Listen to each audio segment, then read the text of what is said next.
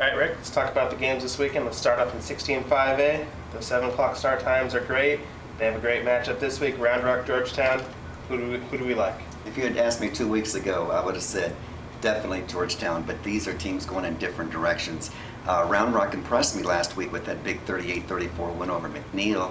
They have a very good run-pass option offense, and looks like Georgetown's quarterback, Jake Humanek, may be out for the season with a knee injury. We'll see.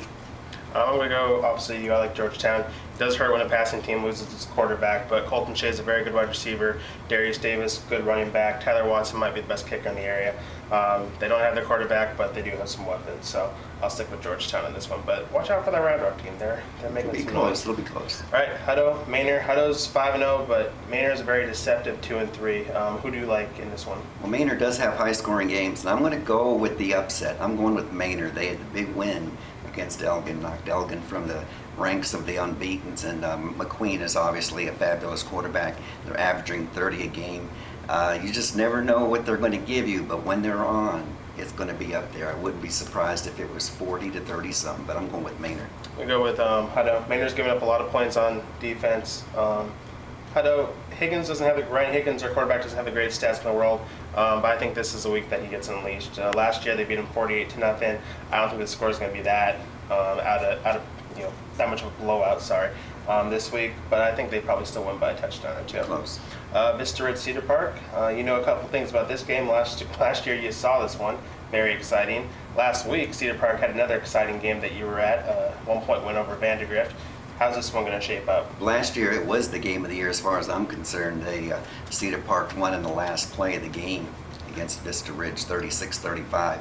I see Cedar Park as staying at the same level near the state semifinal level. They didn't have a big drop-off. Vista Ridge has had a little bit more of a drop-off this year, and when Brian Hogan is playing quarterback, man, that team is good.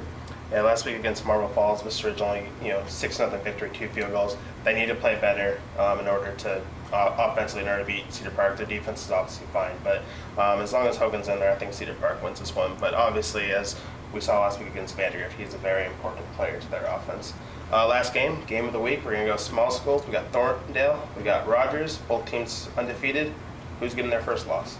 The first loss, Rogers. All right. 6-0 for Thorndale. The one Central Texas quarterback probably nobody's heard of, Tyler Miller, has thrown for 900 yards this year, 9 touchdowns, 0 interceptions. Bulldogs 6-0 after this week. I'm going to go with Rogers. They won this game last year when it was at Rogers. I think they'll be able to win again when it's at Thorndale. Cody Weir getting it done on offense, and that wing T run heavy offense. On defense, Dylan Mendoza, he was an all Central Texas linebacker last year. He's leading the charge again this year on defense, leading the team in tackles. So I think a little bit too much on offense and defense for Thorndale, but watch out for both these teams. It's going to be a fun district. It's a small district.